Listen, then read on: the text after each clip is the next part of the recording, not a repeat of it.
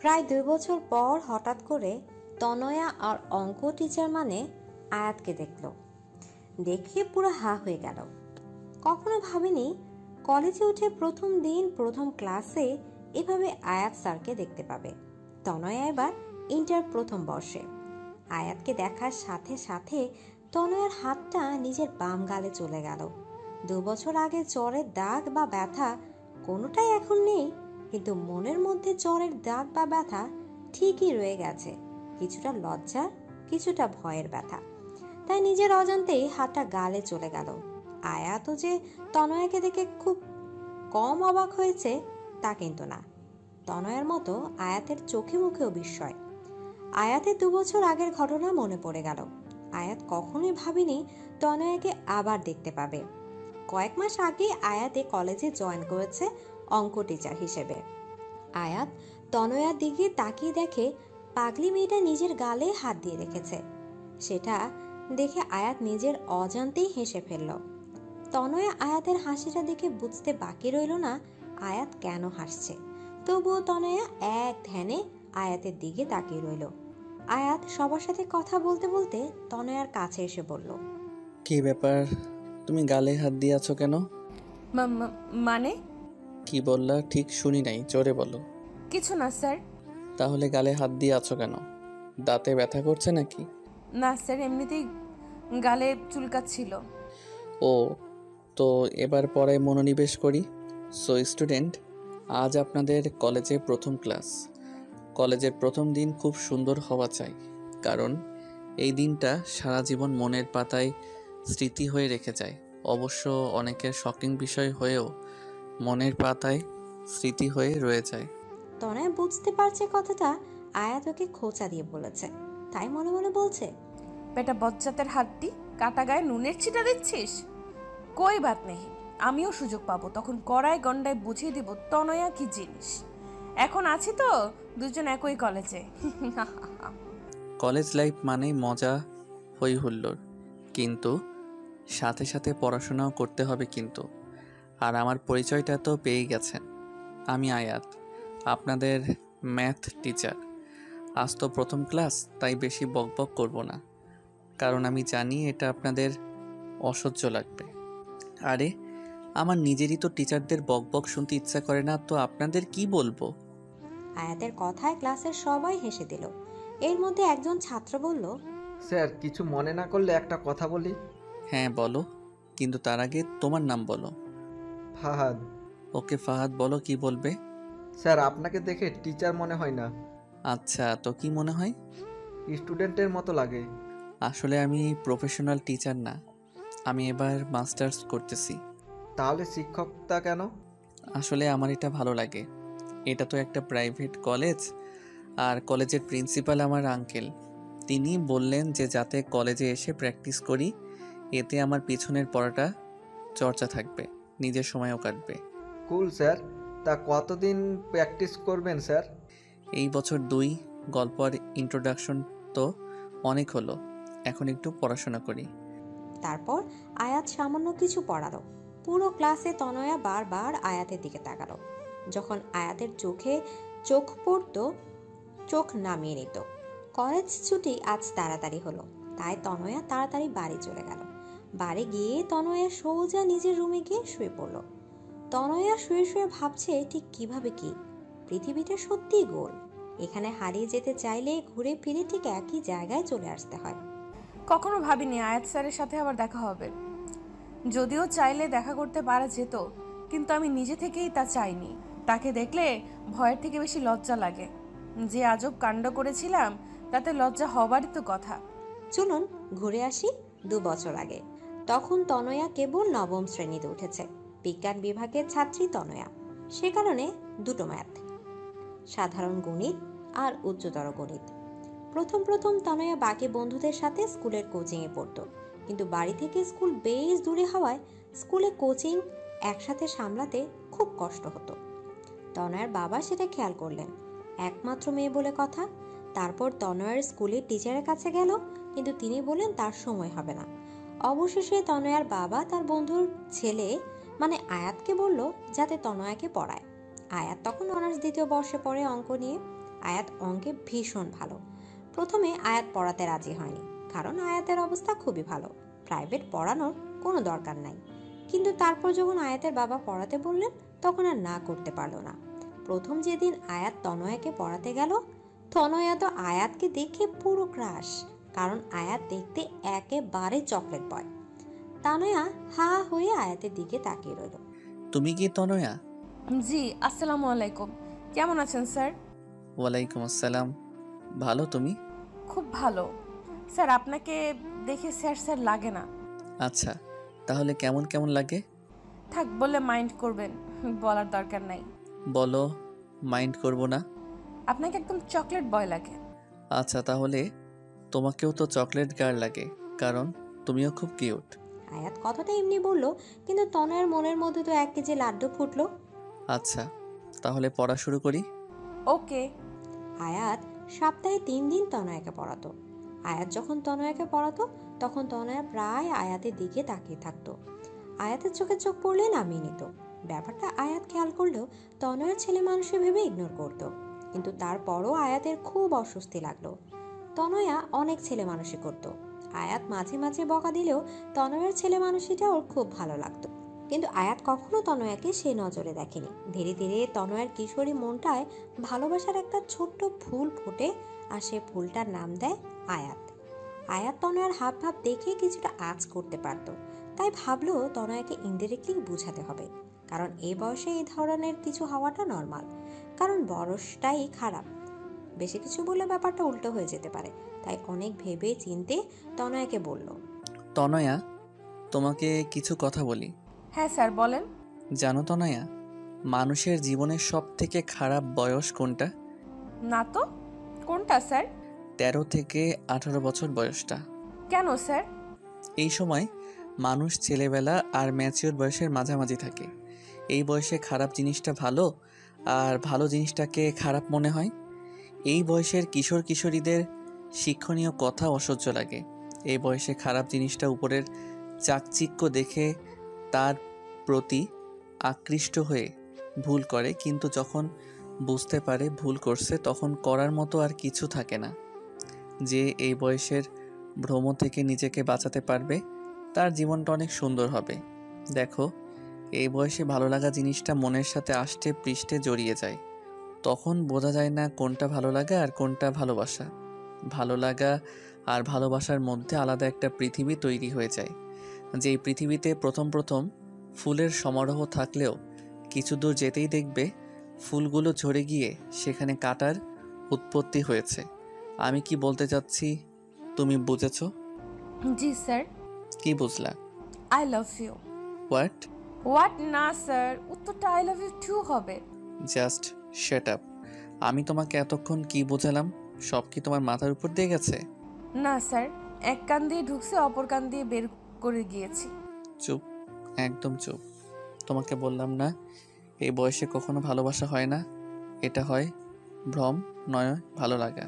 No sir, I really love you. তোমার মতো idiot মেয়েকে পড়ানো আমার পক্ষে সম্ভব না। Good bye. এই বলে রাগ করে হন হনিয়ে চলে গেল আয়াত। আর তনয় হা হয়ে আয়াতের যাবার পানে তাকিয়ে রইল আর ভাবছে, কি এমন বললাম মেয়েরা প্রপোজ করলে ছেলেরা আরো খুশি হয়ে অ্যাকসেপ্ট করে, আর এ তো উল্টো। আয়াত যদি বাবাকে বলে দেয় তাহলে তো সর্বনাশ। তাছাড়া সামনের মাসে প্রথম সাময়িক পরীক্ষা, এখন নতুন টিচার কোথায় পাবো? যাক, নিজের ইগো বর্তমানে ব্যাগে রেখে স্যারকে ফোন দিয়ে সরি বলি, দেখি বেটায় ঘাটতারায় মানে কিনা। এভাবে তনয়া আয়াতকে ফোন দিল। প্রথমে কয়েকবার রিং হয়ে কলটা কেটে গেল। তারপর আয়াত বলল, হ্যালো স্যার। হ্যাঁ বলো। Sorry sir. সরি বললে কাজ হবে না, আমি তোমাকে আর পড়াবো না। স্যার, আমি আর কখনো এমন কথা বলবো না, প্লিজ বাবাকে কিচ্ছু বলবেন না। ঠিক আছে। তাহলে কাল থেকে পড়াতে আসছেন? না, তোমার বাবাকে বলবো না, তাই বলে যে তোমাকে পড়াবো তা কিন্তু না। প্লিজ স্যার, সামনের মাসে আমার পরীক্ষা, এখন নতুন টিচার কোথায় পাবো, আর বাবাকেই বা কি বলবো? সেটা মাথার মধ্যে প্রেমের পোকা ঢোকার আগে মনে ছিল না?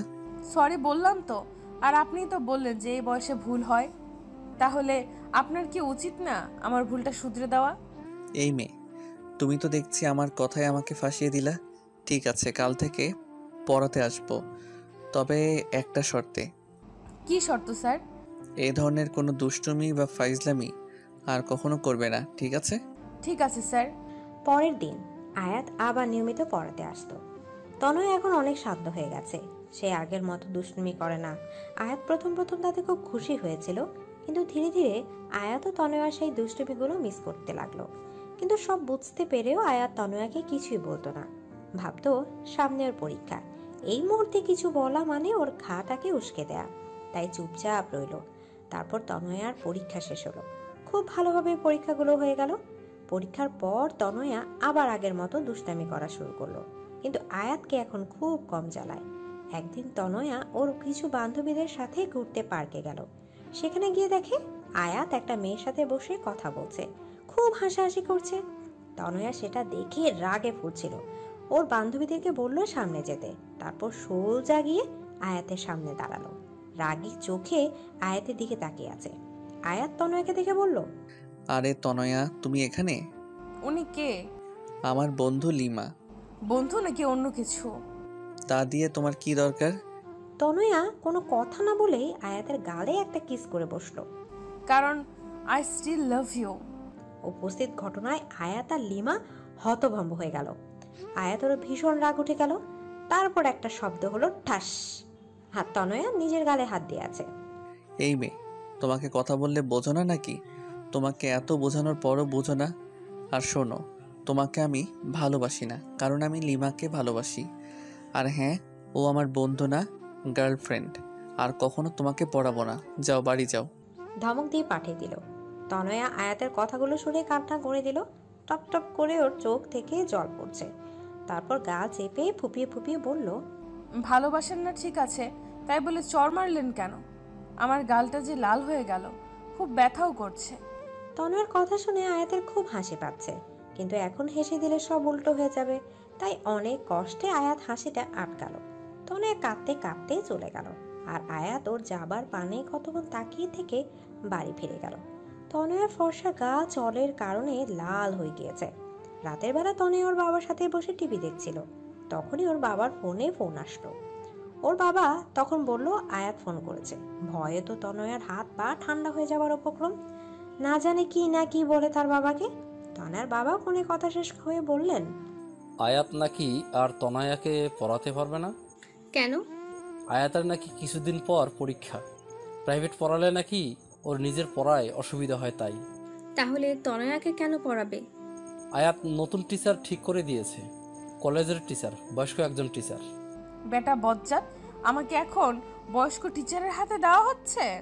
তোকে আমি দেখে নিব, কবে তা নিশ্চিত বলতে পারি না, তবে হতে পারে 5-10 বছর পর, কিন্তু দেখে অবশ্যই নিব। তারপর আর আয়াতের সাথে তনয়ার দেখা হয়নি। তারপর তনয়া আর কারোর সাথে রিলেশন তো দূরে থাক, কেউ প্রপোজ করলেও তাকে ধরে পিটাতো। তনয়া এসএসসি পরীক্ষায় জিপিএ 5 পেল।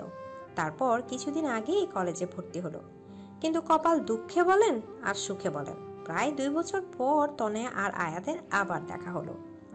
ও হ্যালো বন্ধুগণ, কল্পনা শেষ, এবার বর্তমানে ফিরে আসেন। পরের দিন তনয়া আবার কলেজে গেল। আজকে আয়াতের ক্লাস টাইমে তনয়া গিয়ে ক্লাসের পেছনের দিকটায় বসলো, আর এমনভাবে বসলো যাতে আয়াতের বারবার দেখতে না হয়। মানে ওর সামনের বেঞ্চে লম্বা একটা ছেলে ছিল। আয়াত এসে বার ক্লাসের দিকে এদিক ওদিক চোখ বোলাচ্ছিল। তারপর দেখলো তনয়া ক্লাসের পেছনের দিকে নিচের দিকে তাকে চুপচাপ বসে খাতায় আঁকিবুকি করছে। আয়াত তনয়ার বেঞ্চের পাশে গিয়ে একটি কাশি দিল। আয়াত থেকে তনয়া তাড়াহুড়ো করে দাঁড়ালো আর হাতটা সোজা বাম গালে রাখলো। তনয়ের এই অবস্থা থেকে আয়াতের খুব হাসি পেল, কিন্তু হাসিটা চেপে রেখে বলল, কি ব্যাপার তনয়া? আমি ওখানে পড়াচ্ছি আর তুমি এখানে খাতায় কি আঁকছো? খাতাটা হাতে নিয়ে তনয়া পেট মোটা একটা কার্টুন এঁকেছে দেখে। What is this Tanaya? Sorry sir. Shut up! আমি বলছি ক্লাস টাইমে পড়ায় মনোযোগ না দিয়ে তুমি এসব কি আঁকছো? Sorry sir. It's okay, but not again. I remember sir. That's good. তারপর আয়াত আবার পড়ানো শুরু করলো, আর তনয়া মনে মনে আয়াতকে এক গাদা গালি বর্ষণ করলো। পরের দিন কলেজের ব্রেক টাইমে কয়েকজন স্টুডেন্ট মিলে ঠিক করলো অঙ্ক প্রাইভেট পড়বে, আর সবাই আয়াত স্যারের কাছেই পড়বে বলে ঠিক করেছে। কিন্তু তনয়া বলল তার কাছে না পড়ে অন্য কোনো টিচার দেখতে। কিন্তু সবাই মনস্থির করেছে আয়াত স্যারের কাছেই পড়বে। তাই সবাই মিলে আয়াতের কাছে গেল কথা বলতে, কিন্তু তনয়া গেল না। সবাই আয়াতকে পড়ানোর জন্য অনেক অনুরোধ করার পর আয়াত রাজি হলো, কিন্তু আয়াতের বাসায় এসে সবাইকে পড়তে হবে। সবাই তাতে রাজি হয়ে গেল। আয়াত তখন তনয়াকে খুঁজতেছিল। তারপর ভাবলো হয়তো তনয়া ওর কাছে পড়বে না। তনয়া ভাবছে পড়তে যাবে কি যাবে না। তারপর ভাবলো সব বন্ধুরা পড়তে পারলে আমি কেন পারবো না। আর আয়াত স্যারের প্রতি এখন কোনো ফিলিংস নাই। আবার নিজেই নিজেকে প্রশ্ন করলো, সত্যি কি তার প্রতি কোনো ফিলিংস নাই? আচ্ছা, একটা পরীক্ষা করে দেখি আয়াত স্যারকে আমি আজও ভালোবাসি কিনা। চোখ বন্ধ করে কতক্ষণ থাকবো? যদি আয়াত স্যারের চেহারা দেখি তাহলে বাসি, আর না আসলে তো নাই। আমি চোখ বন্ধ করলাম, কিন্তু কিছুক্ষণ চোখ বন্ধ করার পর তনয়া কেঁপে উঠল। আরে আমি তো আয়াত স্যারকে ভুলেই গেছিলাম। তাহলে চোখ বন্ধ করলেই শুধু তাকে কেন দেখতেছি? আজব তো। কয়েকদিন পর থেকে সবাই আয়াতের বাসায় পড়তে গেল। সবাই আয়াতের বাসায় ঢুকে পড়লো, কিন্তু তনয়া ভিতরে যাবে কি যাবে না তা নিয়ে চিন্তা করছে। এর মধ্যে আয়াত দরজার সামনে এসে দাঁড়ালো। ভিতরে এলে তোমাকে খেয়ে ফেলবো না। আয়াতকে দেখলেই বাম গালে হাত দেওয়া তনয়ের এখন অভ্যাসে পরিণত হয়েছে। ভিতরে ঢুকে তনয়া দেখলো আয়াতের বাড়িটা বেশ সুন্দর করে সাজানো। একজন বলল, স্যার আপনি কি এখানে একা থাকেন? আরে না, বাবা মা মাসখানের জন্য গ্রামে গেছে, কিছুদিন পরই চলে আসবে। তোমরা পাশের রুমে যাও, সেখানেই সবাইকে পড়াই। সবাই আয়াতের বাসায় এসে তারপর বসে পড়ে, যে যার মতো গল্প করে, কিন্তু তনয়া চুপচাপ বসে বইয়ের দিকে তাকিয়ে থাকে। ইদানিং আয়াত খেয়াল করেছে তনয়া সে আগের তনয়া নাই। আগে সে দুষ্টুমি চাঞ্চল্য তার মাঝে আর নেই, একদম শান্ত প্রকৃতির। আয়াত তনয়ার এই রূপটা একদম পছন্দ করে না। প্রায় 4 মাস হয়ে গেছে আয়াত এখনো তনয়াকে দুষ্টুমি করতে দেখে না। কেমন যেন হয়ে গেছে, ঠিক যেমন পানির অভাবে একটি ফুল নেতিয়ে যায়, তনয়া ঠিক তেমনি নেতিয়ে গেছে। আয়াতের মনে হচ্ছে কোথাও না কোথাও ওর জন্য ওই নিজেই দায়ী। তাই আয়াত ঠিক করলো তনয়ার সাথে সরাসরি কথা বলবে। তনয়া শোনো। তনয়া তখন কলেজ শেষ করে বাড়ি যাচ্ছিল। আয়াতের ডাকে পেছনে ফিরল। আমাকে ডাকতেছেন স্যার? হ্যাঁ, তোমার সাথে আমার কিছু কথা আছে। হ্যাঁ বলুন স্যার। এখানে না, তুমি আজকে আমাদের বাসায় সবার যাবার আধা ঘন্টা আগে যাবে, যদি তুমি ফ্রি থাকো। কিন্তু স্যার। ভয় নেই, বাসায় বাবা মা সবাই আছে। বিশ্বাস না হলে আমাদের বাসার টেলিফোনে বা তোমার বাবাকে দিয়ে ফোন করিয়ে কনফার্ম হতে পারো। কি যে বলেন স্যার, আমি আপনাকে অনেক বিশ্বাস করি। ধন্যবাদ। বিকেলে কথা মতো তনয়া অনেক আগে পড়তে গেল। দরজায় ডোরবেল বাজালো। দরজা আয়াতের মা খুলল। তাকে দেখে তনয়া সালাম দিলেন। আসসালামু আলাইকুম আন্টি। ওয়ালাইকুম আসসালাম। আরে তনয়া, তুমি কেমন আছো? জি আন্টি, ভালো। আপনি? খুব ভালো, ভিতরে আসো। আন্টি স্যার কোথায়? ওর রুমে। তুমি বসো, আমি ওকে নিচে পাঠিয়ে দিতেছি। আয়াত নিচে এসে তনয়ার পাশে বসলো। স্যার কি যেন বলতে চাইছিলেন? তনয়া, তোমার কি কিছু হয়েছে? না তো স্যার। কিন্তু কেন? না, তুমি সেই আগের তনোয়া আর নাই। কেন স্যার, আপনার এমন কেন মনে হলো? 2 বছর আগে যখন তোমাকে পড়াতাম তখন তোমার মাঝে অন্যরকম একটা চাঞ্চল্য, দুরন্তপনা আর দুষ্টুমি ছিল, কিন্তু এখন সেটা তোমার মাঝে নেই। মনে হচ্ছে তুমি সেই তনয়াকে নিজের ভিতর বন্দি করে উপরে একটা মুখোশ পরে আছো। মনে হচ্ছে নিজেকে লুকাতে চাইছো কোথাও। এটার জন্য আমি দায়ী নই তো? না স্যার, সেরকম কিছু না। আপনি প্লিজ নিজেকে দায়ী করবেন না। আর স্যার, আপনি তো আমাকে বলেছিলেন ছেলে মানুষই সবসময় চলে না। আমি তাই ফলো করছি। নিজের ছেলে মানুষটাকে ঝেড়ে বুঝদার হবার চেষ্টা করছি। বুঝলাম তুই ম্যাচিওর হবার চেষ্টা করতেছো, কিন্তু তুমি কি খেয়াল করেছো বেশি বড় মানুষই দেখাতে গিয়ে তুমি নিজেকে হারিয়ে ফেলেছো? ঠিক জানি না। তাহলে জানার চেষ্টা করো। এভাবে নিজের থেকে যদি দূরে চলে যাও তবে খুশি থাকতে পারবে না। দেখো তনয়া, সবার একটা অতীত থাকবেই। সে তুলনায় তোমার অতীতটা নেহাত ছেলে মানুষই, কিন্তু তবু সেটা মনের মাঝে দাগ কেটে যায়। তারপরও অতীতটাকে বলে থাকাই ভালো নয় কি? কি বললাম বুঝলা কিছু? স্যার। তাহলে আবার আগের তনয়া হয়ে যাও, কেমন?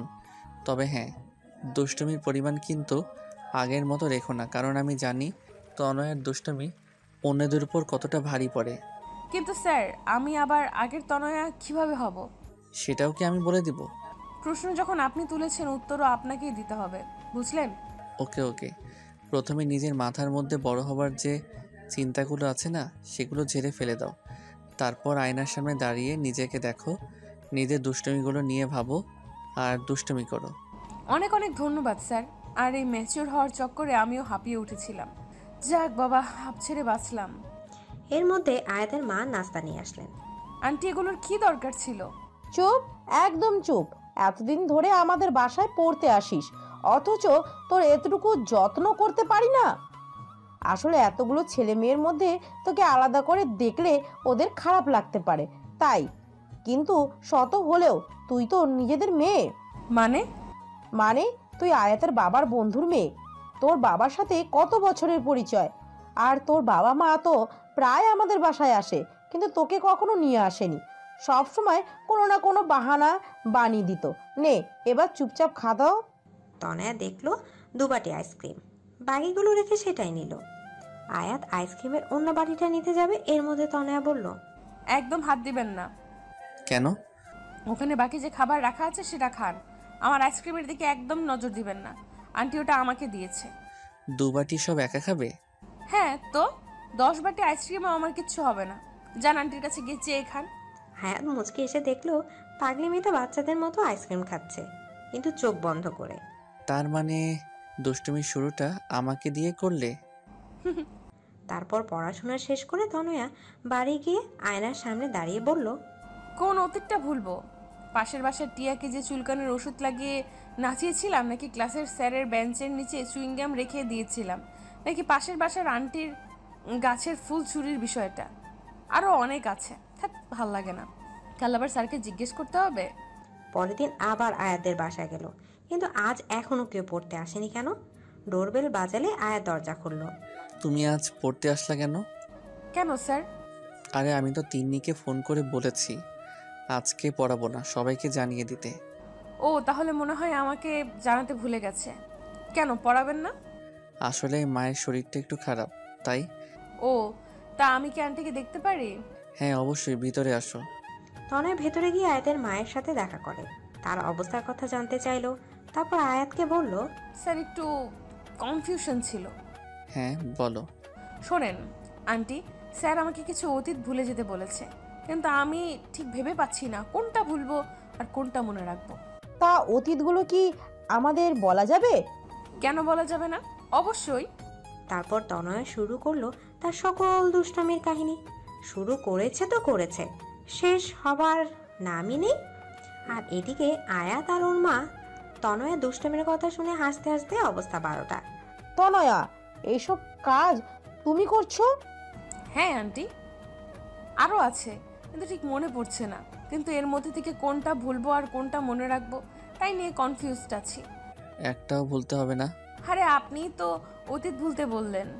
ভুল হয়েছে আমার। আমি ভুলে গেছিলাম যে তুমি তনয়া। তুমি সব সময় আমার অস্ত্র আমার উপরই প্রয়োগ করো। তোর মতো মেয়ে থাকলে তাদের ঘর সবসময় খুশিময় থাকবে। রিয়েলি আন্টি, এখন কেমন লাগছে আপনার? হ্যাঁ সত্যি, যা অসুস্থ ছিলাম তোর কথায় ঠিক হয়ে গিয়েছি। আর আমার এখন খুব ভালো লাগছে। আন্টি আমি এখন উঠি তাহলে, নিজের খেয়াল রাখবেন। By aunty. আয়াত তনয়াকে দরজা পর্যন্ত এগিয়ে দিয়ে আবার ডাক দিল, তনয়া শোনো। জি স্যার। তুমি কালকে বলেছিলে তুমি আমাকে বিশ্বাস করো, কিন্তু সে বিশ্বাসের ভিত্তি বা কারণটা জানতে পারি? এই 14-15 বছরের মেয়ে আপনাকে প্রপোজ করেছে, চাইলেই আপনি তার দুর্বলতার সুযোগ নিতে পারতেন, কিন্তু আপনি তা না করে মেয়েটাকে ভুল পথ থেকে ফিরিয়ে এনেছেন। বিশ্বাস করার জন্য এটাই যথেষ্ট নয় কি? স্যার আমি আপনাকে খুব শ্রদ্ধা করি। আর সাবধানে যেও। Bye sir. আয়াত তারপর দরজা আটকে ভেতরে যেতে শুনে তনয়ার চিৎকার। আয়াত দ্রুত দরজা খুলে হতভম্ব হয়ে গেল। আয়াত দরজা খুলে দেখে তনয়া সিঁড়িতে ওপর আধা শোয়া হয়ে আধা বসা অবস্থায় আছে। আয়াত প্রথমে ভাবলো তনয়া হয়তো দুষ্টামি করছে, কারণ এই ধরনের দুষ্টুমি তনয়া এর আগেও কয়েকবার করেছিল। তাই বলল, তনয়া এবার আর আমাকে বোকা বানাতে পারবে না, ওঠো বলছি। তনয়া তনয়া তনয়া। কয়েকবার ডাক দিল, কিন্তু তনয়ার কোনো সাড়া শব্দ পেল না। তাই গিয়ে তনয়ার কাঁধে হাত রাখলো, আর সাথে সাথে তনয়া মাটিতে গড়িয়ে পড়ল। আয়াত হতভম্ব হয়ে গেল, কারণ তনয়ার কপালে রক্ত, দেয়ালের দিকে তাকিয়ে দেখে দেয়ালেও খানিকটা রক্ত লেগে আছে। সিঁড়িতে অনেক পানি পড়ে আছে, মনে হয় তনয়া পানিতে স্লিপ করে পড়ে গেছে। মেয়েটার মাথা ফেটে গেছে, কি যে করবে সে। আয়াত ভাবছে। আয়াত তনয়াকে কোলে তুলবে কি তুলবে না এটা নিয়ে অস্বস্তি বোধ করছে। তারপর ভাবলো ওসব পরে ভাববো, আগে মেয়েটাকে ভিতরে নিয়ে যাই। আয়াত তনয়াকে কোলে তুলে বলল, আরে মেয়েটাকে দেখতে তো অনেক শুকনা, কিন্তু ওজন কম করে হলেও 42 হবে। আয়াত তনয়াকে নিয়ে ওর মায়ের রুমে শোয়ালো। আরে কি হয়েছে ওর?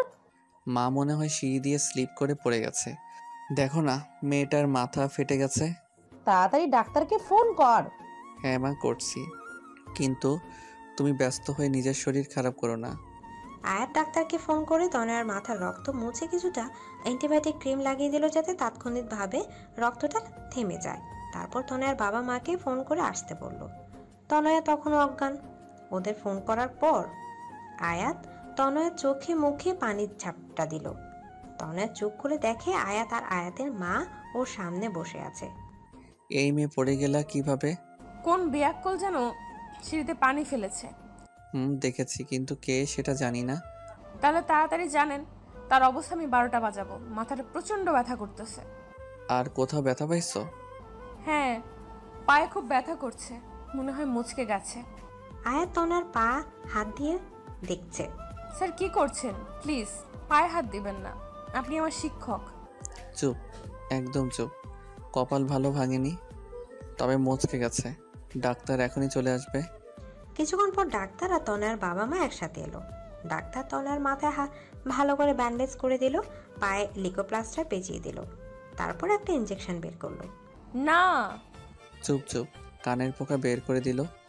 আমি একদম ইঞ্জেকশন দিব না। অত বড় সূচ আমার গায়ে ফুটাবে, নো চান্স। ঠিক আছে, দেওয়ার দরকার নাই।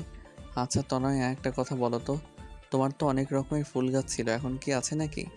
স্যার আপনার মনে আছে? কেন মনে থাকবে না? অনেক সুন্দর তোমার বাগানটা। এখন তো আগের থেকেও বেশি ফুল আছে। জানেন স্যার, 12 রকমের ক্যাকটাস গাছ আছে আমার। আচ্ছা, তা আমাকে কিছু ফুল গাছ দিবা? হ্যাঁ অবশ্যই স্যার। ডাক্তার হয়েছে? ডাক্তার বলে।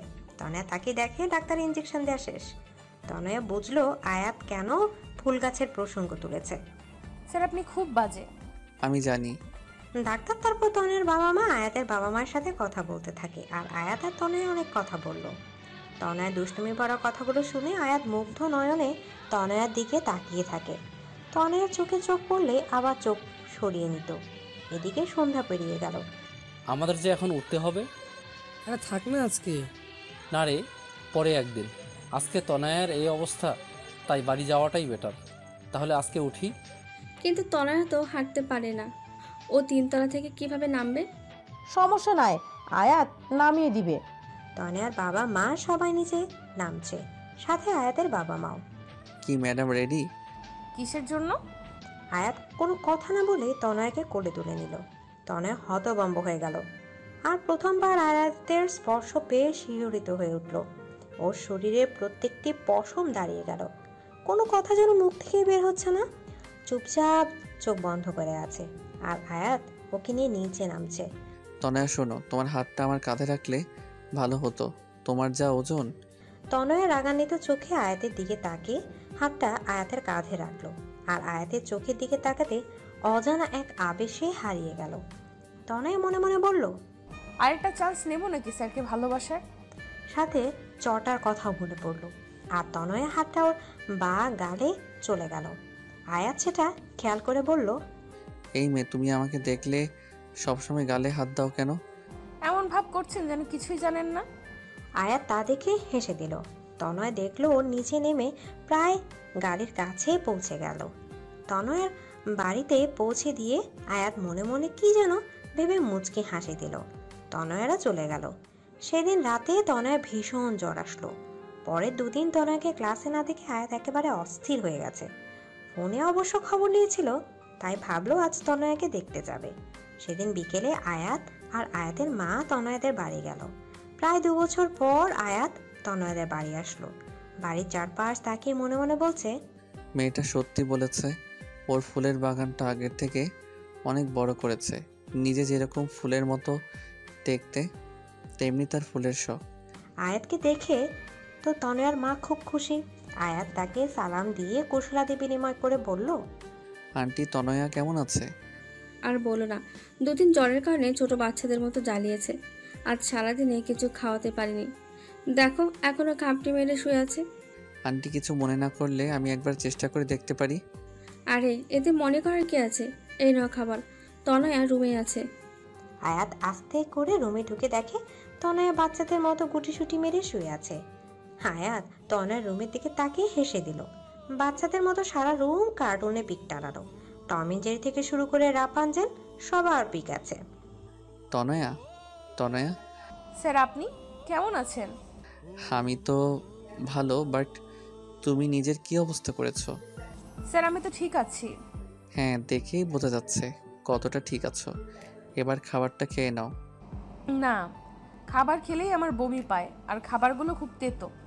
খাবার না খেলে আরও বেশি দিন অসুস্থ থাকবে। থাক, তবুও খাবো না। তুমি কি 2 দিন তোমার বাগানে গেছিলা? না তো, কেন? আন্টি বলল তোমার অনেকগুলো গাছ চুরি হয়ে গেছে। কি? তাই তো বলি, খেয়ে তাড়াতাড়ি সুস্থ হয়ে গাছের খেয়াল রাখো। দিন তাড়াতাড়ি খাই, আমার গাছ। বলে মুখ ভার করে খাচ্ছে। আয়াত সেটা দেখে মুখ টিপে টিপে হাসছে। তনয়া আয়াতের মায়ের সাথে অনেকক্ষণ গল্প করলো। কিছুক্ষণ পর তারা চলে গেলেন। তনয়া সুস্থ হতে প্রায় 10 দিন সময় লাগলো। এই 10 দিন আয়াত ক্লাসে তেমন কোনো মনোযোগ দিতে পারলো না। তনয়াকে খুব মিস করছে, কিন্তু কেন সেটা সে নিজেও ভেবে পাচ্ছিল না। তনয়া এখন নিয়মিত কলেজে আসে। দিন চলে যাচ্ছে আর তনয়া আর আয়াতের সম্পর্কটা আগের থেকে অনেকটা কাছে এসেছে। খুব ভালো বন্ধু ভাব হয়ে গেছে দুজনার। তারপর তনয়ার প্রথম বর্ষের ফাইনাল পরীক্ষা শুরু হয়ে গেল, আর পরীক্ষা খুব ভালোভাবে হলো। একদিন তনয়া বন্ধুদের সাথে একটি রেস্টুরেন্টে গেল। সেখানে আয়াতের জিএফ লিমাকে দেখলো কার সাথে যেন কথা বলছে। তনয়া লিমাকে প্রথম দেখে চিনে ফেললো। তারপর মনে মনে বলছে, কি করে ভুলবো এই শয়তান্নিটাকে? আমার অঙ্ক স্যারকে আমার কাছ থেকে চুরি করে নিয়ে গেল, চুন্নি কোথাকার। কিন্তু চুন্নিটার সাথে কে? আয়াত স্যারের মতোই তো লাগছে না।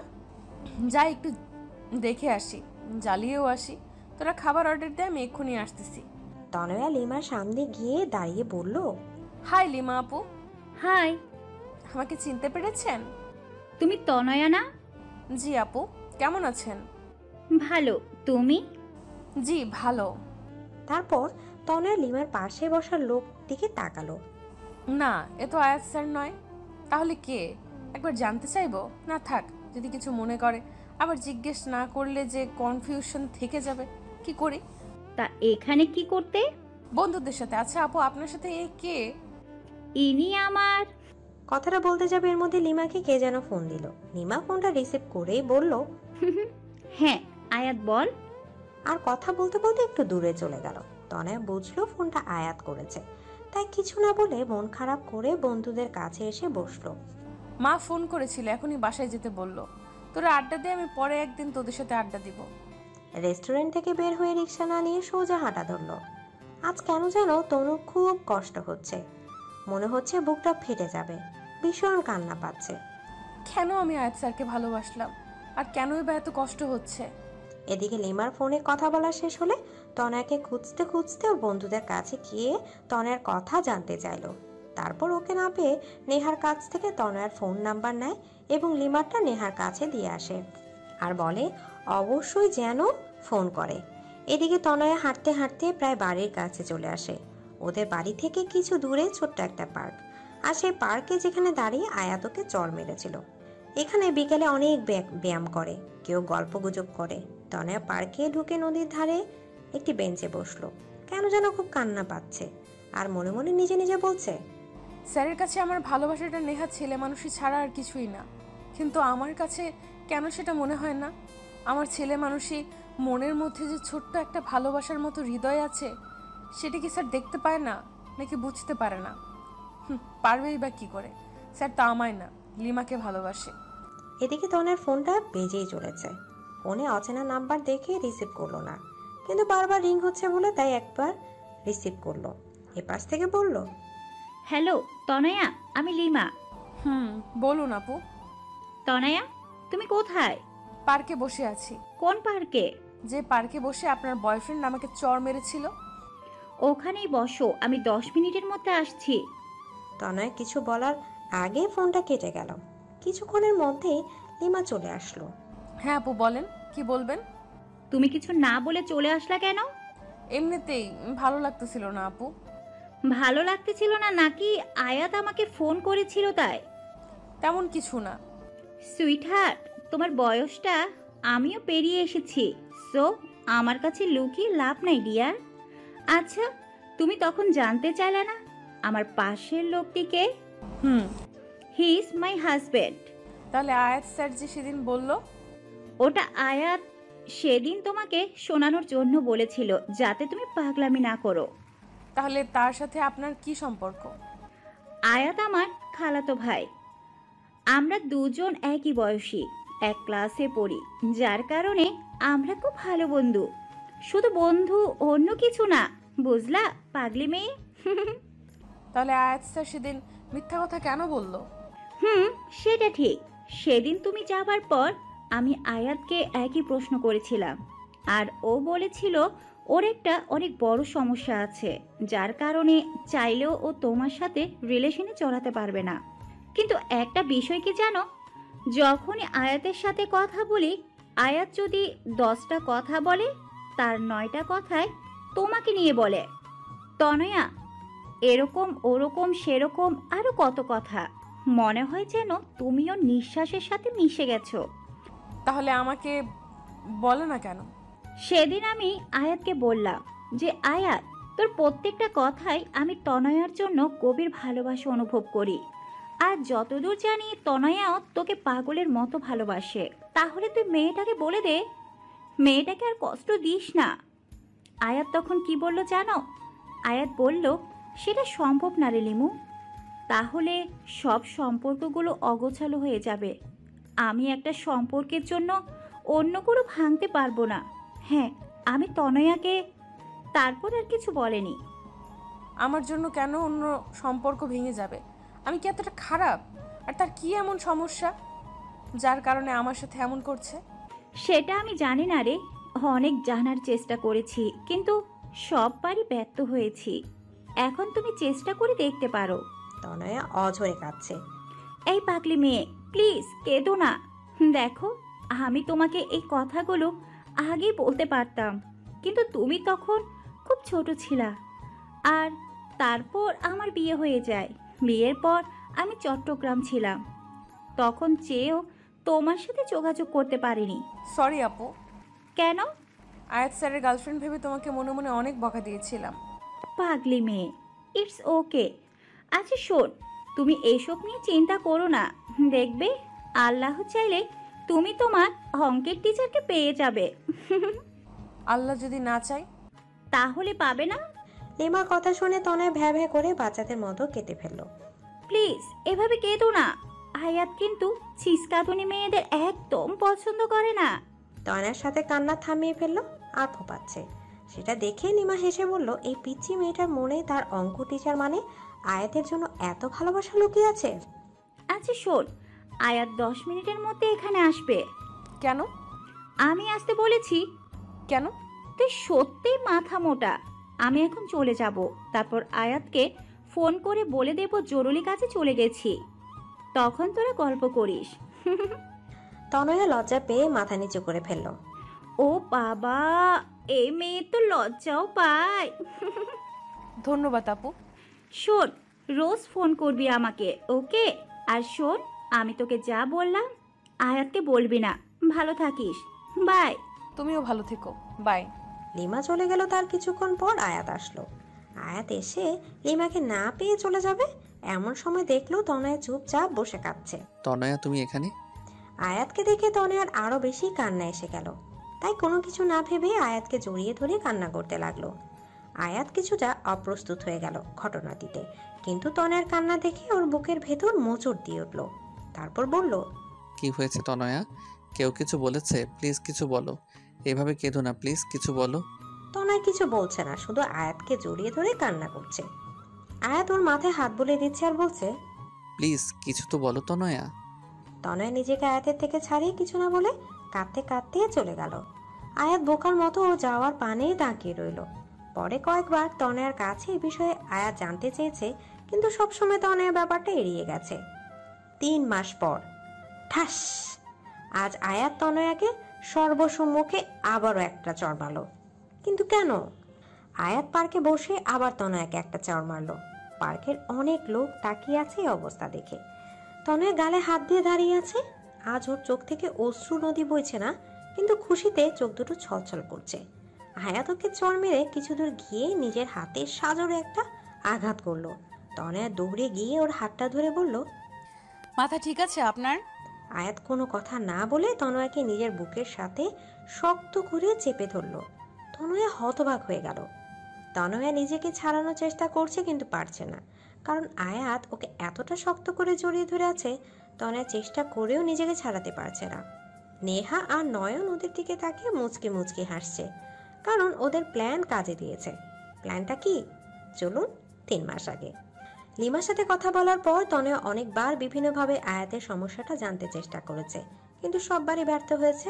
তাই ভাবলো, আয়াত স্যার যেমন লিমার নাম করে আমাকে খেপিয়েছে, তেমন কিছু করলে কেমন হয়। তাই নেহার সাথে কথা বলল, কারণ নেহা তনয়ের বিষয়ে প্রায় সব কথাই জানে। তাই নেহা বলল, সেটাই ঠিক হবে, তুই অন্য কারোর সাথে রিলেশন কর, শুনলে আয়াত স্যার ভীষণ হিংসা হবে। কিন্তু নকল বয়ফ্রেন্ড কোথায় পাবো? এক কাজ কর, আমার বয়ফ্রেন্ড মানে নয়নকে কয়েকদিনের জন্য ধার নে। আর আমার আর নয়নের সম্পর্কের কথা তো তেমন কেউ জানে না, তাই সন্দেহ হবে না। নয়নকে আমি বুঝিয়ে বলবো, শুধু দুইজন আয়াত স্যারের সামনে হেসে হেসে কথা বলবি, আর কিছু করবি না। কিন্তু নয়ন কিন্তু আমার, মনে রাখিস। চুপ। আমার টেস্ট অতটা খারাপ না যে অন্যের ইউজ করা জিনিস নিজে ব্যবহার করব। আমার জন্য তো আমার অঙ্ক টিচারই ঠিক আছে। পরের দিন থেকে প্ল্যান মতো কাজ করা শুরু করলো। আয়াত ক্লাসে আসলে তনয়া নয়ন এর সাথে কথা বলতো, হাসাহাসি করতো। কলেজ থেকে প্রায় একসাথে যেত, এমনকি আয়াতের বাসায় গিয়েও দুজন একসাথে বসতো, কথা বলতো। আয়াত সেগুলো নোটিশ করতো আর ভীষণ রাগী চোখে তনয়ার দিকে তাকাতো। তনয়া সেগুলো দেখে মনে মনে হাসতো। তো সেদিন আয়াত পার্কে আসবে সেটা তনয়া জানতো, তাই আগে থেকে নয়নের সাথে পার্কে গিয়ে বসে কথা বলছে আর জোরে হাসছে। সেটা দেখে আয়াতের পা থেকে মাথা পর্যন্ত গরম হয়ে গেল। সাথে সাথে গিয়ে তনয়ার সামনে দাঁড়ালো। তনয়ার হাতটা টেনে ধরে দাঁড় করিয়ে ঠাস। আয়াত এখন তনয়াকে জড়িয়ে ধরে আছে। তনয়াও এখন নিজেকে ছাড়ানোর বৃথা চেষ্টা করছে না। আয়াতের বুকে কান পেতে ও হৃদয়ের আওয়াজটা শোনার চেষ্টা করছে। চোখ বন্ধ করে অনুভব করছে ও হৃদয়ের আওয়াজটা। হঠাৎ কি একটা মনে করে আয়াত তনয়াকে ছেড়ে দিয়ে চলে যেতে চাইল। এবার তনয়া আয়াতের হাতটা টেনে ধরল। দাঁড়ান। আয়াত মাথা নিচু করে দাঁড়িয়ে আছে। যখন তখন আমাকে চড় মারবেন, আবার জড়িয়ে ধরবেন। আমার গালটা কি বাংলা লিঙ্ক থামে পাইছেন? চড় মারলেন তো মারলেন, তারপর টানা 10 মিনিট জড়িয়ে ধরে রাখলেন। দেখেন লোকজন কেমন করে তাকিয়ে আছে। আপনার সমস্যাটা কি বলবেন? কোনো সমস্যা নাই, আমার কাজ আছে। যতই কাজ থাকুক, আমার প্রশ্নের উত্তর না দিয়ে যেতে পারবেন না। আমি তোমার প্রশ্নের উত্তর দিতে বাধ্য নই। বাধ্য, 100 বার বাধ্য। স্যার আমি জানি আপনি আমাকে, কিন্তু আপনি কেন আমায় ইগনোর করছেন সেটা বলবেন প্লিজ। আর হ্যাঁ, নয়নের সাথে আমার কোনো সম্পর্ক নাই। এতদিন যা দেখেছেন সবটাই আপনাকে রাগানোর জন্য। তনয়া, তোমার বয়স কত? আপনার তো অন্য কিছু বলার কথা। আগে বলো, তারপর বলছি। 17 বছর। 18 বছর হতে কতদিন বাকি? এইচএসসি পরীক্ষার বাকি তো প্রায় 5 মাস, আর পরীক্ষার মধ্যেই 18তে পা দিব। তোমার প্রশ্নের জবাবগুলো আমি তোমার এইচএসসি পরীক্ষার পর দিব, কিন্তু তার আগে তোমাকে আমাকে একটা ওয়াদা করতে হবে। কি ওয়াদা? তোমাকে পরীক্ষায় ভালো রেজাল্ট করতে হবে। যদি তা না করো তাহলে আর আমার সাথে কথা বলার চেষ্টাও করবে না। ওকে, ডান। তনয়া পরের দিন থেকে কলেজে যেত। আয়াত ক্লাস করাতো, কিন্তু তনয়ার দিকে তাকাতো না পর্যন্ত। তনয়ার মনে মনে খুব অভিমান হতো আয়াতের উপর। এমনকি আয়াতের বাসায় পড়তে গেলেও আয়াত চুপচাপ পড়াতো, কিন্তু সহজে তনয়ার দিকে তাকাতো না। আয়াতের এমন আচরণে তনয়ার খুব কষ্ট লাগতো। আয়াতের এভাবে ইগনোর করাটা তনয়া মেনে নিতে পারছিল না।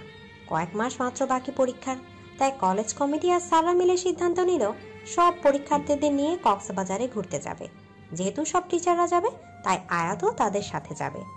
তনয়া সেটা শুনে ভাবলো, আমি গেলে হয়তো স্যার ঠিকমতো এনজয় করতে পারবে না, তার থেকে আমার না যাওয়াটাই বেটার।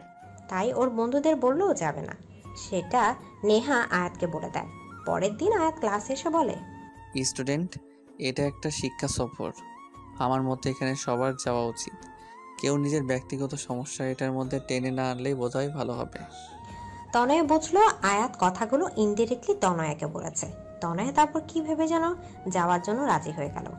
আগে আয়াত যতটা না তনয়াকে ইগনোর করত, তনয়া এখন তার থেকে 3 গুণ বেশি আয়াতকে ইগনোর করে।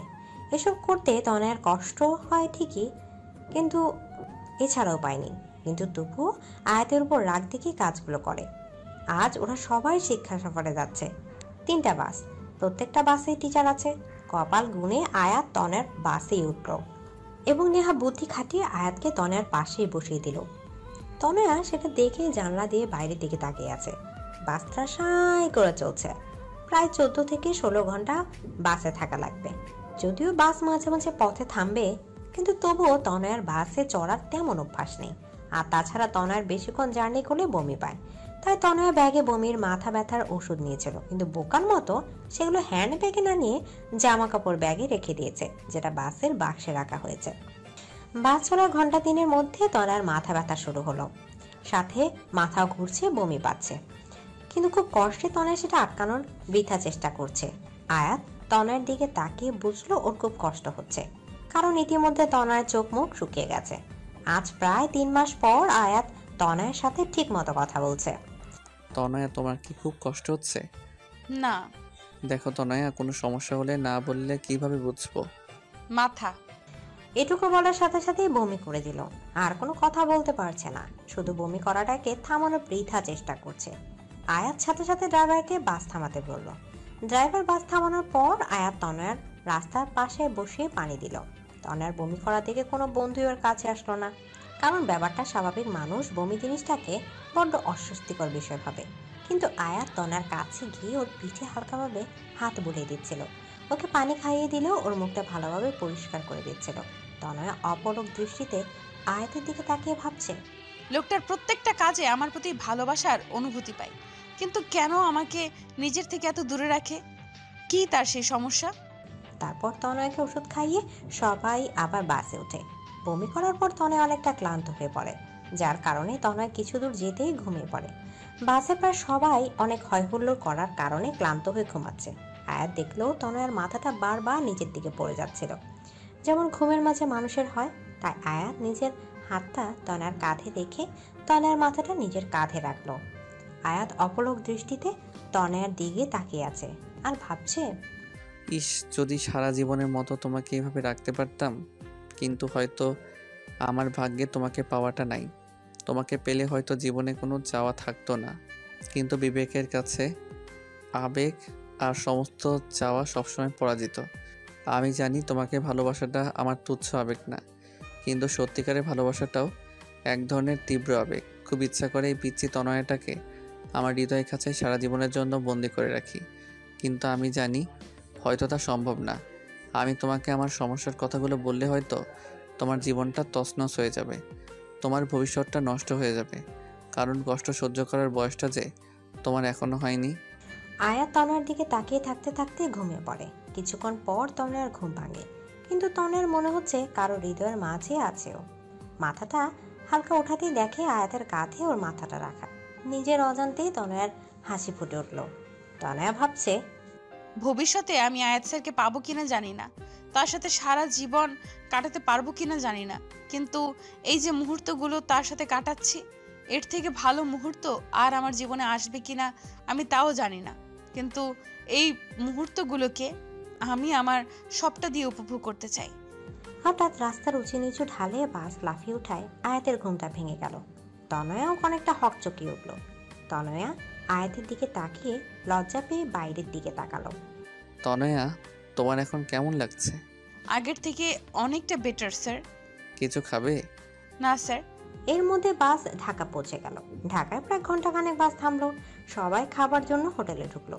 সবাই যে যার মতো খাচ্ছে, কিন্তু আয়াত তনয়াকে শুধু ভাত, করলা ভাজি আর ডাল দিল। আমি এগুলো খাবো না। সেটা বলে তো হবে না, এখনো অনেকটা পথ জার্নি করতে হবে। অন্য কিছু খেলে তুমি আবার বমি করবে। দেখো, তোমাকে সাপোর্ট করতে আমিও একই খাবার খাচ্ছি। প্লিজ খাও তনয়া, নয়তো তোমার শরীর আরও খারাপ লাগবে। তনয়া আয়াতের কথা আর ফেলতে পারলো না, তাই কষ্ট হলো খাবারটা খেয়ে নিল। তারপর আয়াত ওকে বমির আর মাথা ব্যথার ওষুধ খাওয়ালো। ঢাকা থেকে কক্সবাজার পৌঁছাতে অনেক রাত হয়ে গেল। তনয় আর বমি করেনি, হোটেলে আগে থেকে বুকিং করা ছিল, তাই কোনো সমস্যা হলো না। যেহেতু রাত অনেক, সবাই খুব ক্লান্তও ছিল, তাই খেয়েই সবাই ঘুমিয়ে পড়লো। পরের দিন সকালে সবাই যে যার মতো বিচে ঘুরতে গেল। আয়াত আর তনয়ের আসার কথা শুনে লিমাও সেখানে আসলো, কারণ লিমা তো চট্টগ্রামে থাকে। লিমাকে আয়াত তনয়ের সাথে হওয়ার কথাটা খুলে বলল। কিন্তু আয়াত, তুই কি সত্যি ওকে ভালোবাসিস না? না। এই মিথ্যাটা না তুই অন্য কারোর কাছে বলিস, একেবারে ফ্লপ মার্কা অ্যাক্টিং। ওকে সারা জীবনের জন্য আমার করে পাওয়া মনে হয় আমার কপালে নেই রে। কি সমস্যা আয়াত, বল না প্লিজ। আয়াত, তোর আবার কোনো বড় ধরনের অসুখ করেনি তো? আরে না, সমস্যাটা তুই জানিস, হয়তো খেয়াল নেই। কি সেটা আয়াত? তুই তো আমার বড় ভাইয়া আয়ানের কথা জানিস। হ্যাঁ, সে একটা মেয়েকে ভালোবাসে, পালিয়ে বিয়ে করেছিল বলে তোর বাবা তার সাথে কোনো সম্পর্ক রাখেনি। হ্যাঁ, কিন্তু ভাইয়া ভালোবেসে বিয়ে করেছে বলে বাবা ততটা রাগ করেনি। আসলে বাবা তার বন্ধুর এক মেয়ের সাথে ভাইয়ার বিয়ে ঠিক করেছিল, কিন্তু ভাইয়া বাবাকে কিছু না বলে বিয়ে করায় বাবার বন্ধুর তাকে অনেক অপমান করেছিল। কিন্তু বাবা তার অপমানে অতটা কষ্ট পায় নাই যতটা ভাইয়া তার কাছে সত্যি লুকিয়েছে বলে পেয়েছে। বাবা আগেই বলেছে তিনি মিথ্যাকে ঘৃণা করেন, আর তাছাড়া বাবা সবসময় আমাদের সাথে বন্ধুসুলভ ছিল, কিন্তু তবু ভাইয়া বলেনি। তারপর থেকে বাবা ভাইয়ার সাথে কোনো সম্পর্ক রাখিনি। আমি অনেকবার চেষ্টা করেছি বাবাকে বোঝানোর, কিন্তু তিনি আমার কোনো কথাই শোনেননি।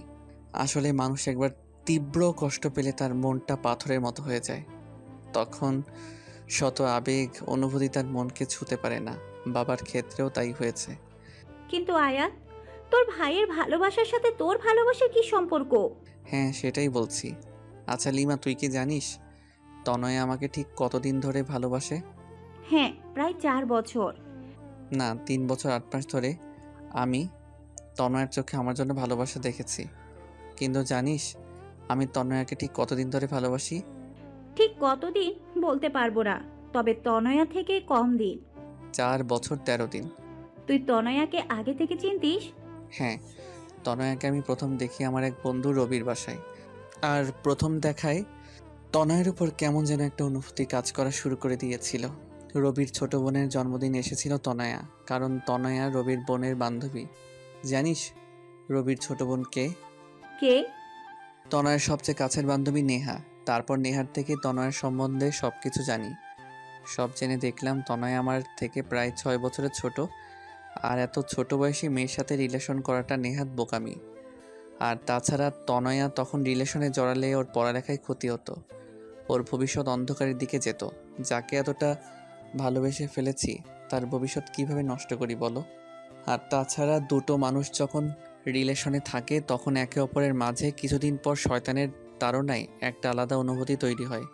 চুম্বকের বিপরীত মেরু যেমন একে অপরকে আকর্ষণ করে, ঠিক তেমনি প্রেমিক প্রেমিকের মধ্যেও এ আকর্ষণ কাজ করে, আর তখন তারা না চাইতেও নোংরামিতে জড়িয়ে পড়ে। আমি তো ছেলে, নোংরামি করে পার পেয়ে যেতাম, কিন্তু আমার তনয়া তো ছোট, ও হয়তো সমাজের প্যাচ বুঝতে না পেরে নিজের ক্ষতি করে বসতো। তাই সবসময় তনয়ের থেকে দূরে দূরে থেকে ওকে ভালোবেসেছি। কিন্তু উপরওয়ালা বোধহয় আমাদের নিয়ে খেলতে ভালোবাসে। আমি তনয়াকে পড়ানোর কথা শুনেই না করে দিলাম, কিন্তু বাবার কথা ফেলতে পারলাম না। কিন্তু তারপর তনয়াকে প্রথমবার পার্কে এই কারণে চড় মেরেছিলাম যে তনয়া যেন ভুল পথে পা না বাড়ায়। আমি হয়তো তনয়াকে পড়াতাম না, তাই অন্য কোনো ছেলে যাতে না পড়ায়, তাই তনয়ের জন্য আমি টিচার ঠিক করে দিলাম। তনয়াকে স্কুলে কেউ প্রপোজ করার আগেই তাকে যেভাবেই হোক তনয়ের থেকে দূরে সরিয়ে দিতাম। তনয়া হয়তো 2 বছরে আমাকে একবারও দেখেনি, কিন্তু 2 বছরের একটি দিনও আমি তনয়াকে না দেখে থাকিনি। তারপর হয়তো আমার ভাগ্যের জোরে তনয়া আমার কলেজে ভর্তি হলো। জানিস তখন আমি কতটা খুশি ছিলাম যে রোজ তনয়াকে দেখতে পাবো। রোজ রোজ ক্লাসের সবাইকে পড়ানোর বাহানায় বারবার তনয়াকে চোরের মতো দেখতাম। কিন্তু তার কিছুদিন পরই ভাইয়া ওই ঘটনাটা ঘটালো। তারপর তনয়া যখন সিঁড়ি দিয়ে পড়ে গিয়ে ব্যথা পেয়েছিল, তখন ওর অবস্থা দেখে আমার প্রচণ্ড কষ্ট হতো। তনয়া সুস্থ হওয়ার পর কয়েক মাস খুব সুন্দর ছিল জানিস। তনয়ের সাথে খুব ভালো বন্ধুত্ব হয়ে গেছিল, কিন্তু সমস্যাটা হলো কয়েক মাস আগে। তারপর থেকে আমি তনয়াকে অ্যাভয়েড করে চলতে থাকি। কি হয়েছে কয়েক মাস আগে? কয়েক মাস আগে একদিন রাতে বাবা আমায় বলল, আয়াত, তোকে কিছু কথা বলবো, রাখবি? কেন রাখবো না বাবা, বলো কি বলবা। তোর ভাইয়া তো আমার কোনো কথা শুনেনি, আমার সম্মানের কথাও ভাবেনি, কিন্তু আমি তোকে সব থেকে বেশি ভরসা করি। তুই কি আমার বিশ্বাস রাখবি? আমি আমার বন্ধুর মেয়ের সাথে তোর বিয়ে ঠিক করে এসেছি। মেয়েটা বর্তমানে বাহিরে আছে, কয়েক মাস পরে দেশে আসবে। তার কিছুদিন পর তোর সাথে তার বিয়ে হবে। কিরে, তুই রাজি তো? নাকি তুইও আয়নের মতো কাউকে? আয়াত ওর বাবা কথা ভেবেই নিজের ভালোবাসার কথাটা লুকিয়ে বলল, না বাবা, তেমন কিছু না, তুমি যা ভালো বোঝো তাই করো, আমি তোমার বিশ্বাস কখনো ভাঙবো না। আমি জানতাম তুই এই কথাই বলবি। এই নে মেয়েটার ছবি, ফোন নাম্বার নিবি? তার দরকার নেই বাবা, তুমি যখন পছন্দ করেছো তখন ভালোই হবে। বাবার এই কথা শোনার পর থেকে আমি তনয়ের থেকে দূরে দূরে থাকতাম, কারণ যতই ওর কাছে যাব ততই ওর মায়ায় জড়িয়ে পড়ব। কিন্তু পাজি মেয়েটা আমায় খেপানোর জন্য নয়নের সাথে কথা বলার নাটক করলো। সেটা দেখে মাথা গরম হয়ে যায়। তারপর ওকে চর মেরেছিলাম, কিন্তু ওকে চর মারায় ও যতটা না ব্যথা পেয়েছে তার থেকে শতগুণ বেশি ব্যথা আমার হৃদয়ে লেগেছে। তাই তো নিজের ভালোবাসাটাকে আড়াল করতে না পেরে ওকে পাগলের মতো জড়িয়ে ধরে রেখেছিলাম। আমি যদি তনয়াকে এসব কথা বলি, মেয়েটা পাগলের মতো হয়ে যাবে, লেখাপড়ার অবস্থা খুব খারাপ হয়ে যাবে। তাই তো ওকে বলেছি ওর পরীক্ষার পর ওকে সব সত্যিটা বলে দেব। কিন্তু আমি ভাবছি আমি যদি ওকে সত্যিটা বলি তাহলে তখন ওর অবস্থা কি হবে। এবার বুঝছো কি সমস্যা? গাদা, গদ্দপ, উল্লুক, বলদ, তোর মাথায় কমন সেন্স বলতে কিছু আছে? তুই তোর বাবার কোনো কথা না শুনে বোকার মতো ওয়াদা জড়িয়ে বসলি। আরে আগে আঙ্কেলের কথাটা শুনে তো নিতি। এখন কিছু করার নাই রে। হ্যাঁ, তা থাকবে কেমনে? করার পর তো তুই বন্ধ করে দিছস। আচ্ছা, মেয়েটার ছবি আছে এখন তোর কাছে? হ্যাঁ, আমার মোবাইলে মনে হয় আছে। দেখি। আয়াত মোবাইলটা বের করে অনেকক্ষণ খুঁজে ছবিটা লিমাকে দেখালো। এই চুন্নি, আরে তনয়া তো এর থেকে 1000 গুণ বেশি সুন্দর। তনয়ার সামনে তো এটা চা কম পানি লাগবে। আচ্ছা, মেয়েটার সাথে কথা বলেছিস? তোর মাথা ঠিক আছে না? তোর উপর যা রাগ হচ্ছে না, আমি যদি তনয়ার জায়গায় থাকতাম না তবে তোকে মেরে এই সমুদ্রে ফেলে দিতাম। জানিস, যখন বললি তোর বাবার বন্ধুর মেয়ে, এক মুহূর্তে মনে হয়েছিল হয়তো মেয়েটা তনয়া, কিন্তু সব ধারণা সবটা সঠিক হয় না রে। জানি, কিন্তু এখন আমার আর কিছু করার নাই। তা কিভাবে পারবি? অ্যাবনর্মাল আবাল ছেলে কোথাকার। এই বলে রাগ করে লিমাও চলে গেল। লিমার রাগ হওয়াটা অস্বাভাবিক কিছু না। আয়া চুপচাপ ওখানে বালির উপর বসে সাগরের পানে অপলক দৃষ্টিতে তাকিয়ে আছে। আর চোখ থেকে টপটপ করে নোনা তরলগুলো ঝরে পড়ছে, যেগুলো আবার নোনা বালিগুলো নিজের বুকে ধারণ করে নিচ্ছে। তনয়া আয়াতের সামনে এসে কিছুক্ষণ দাঁড়িয়ে দেখছে কিভাবে আয়াতের চোখ থেকে জল ঝরছে। হঠাৎ তনয়া আয়াতের চোখের পানিটা ধরে ফেললো। আয়াত তনয়ার দিকে তাকালো। তনয়া বলল, জানেন স্যার, আমার মা বলেছিল ছেলেরা নাকি খুব বেশি কষ্ট না পেলে কাঁদে না, আর যদি কাঁদে তাহলে ছেলেদের চোখের জলগুলো নাকি মুক্তোর চেয়েও দামি হয়। আর আপনি এত দামি জিনিসগুলোকে এইভাবে অপচয় করছেন। মা আরও বলেছেন, যদি আমাদের মনে খুব বেশি কষ্ট লাগে তাহলে নিজের কাছের মানুষের কাউকে জড়িয়ে ধরে কাঁদলে নাকি কষ্ট কমে যায়। আপনিও আপনার কাছের কাউকে জড়িয়ে ধরে কাঁদুন, দেখবেন মন হালকা লাগবে। দাঁড়ান, আমি লিমা আপুকে ডেকে দিচ্ছি। এই বলে তনয়ার সামনে পা বাড়ানোর আগে আয়াত তনয়ার হাতটা টেনে ধরল। তনয় পেছনে ফিরে তাকানোর সাথে সাথে আয়াত তনয়াকে টান দিয়ে নিজের বুকের মাঝে চেপে ধরে।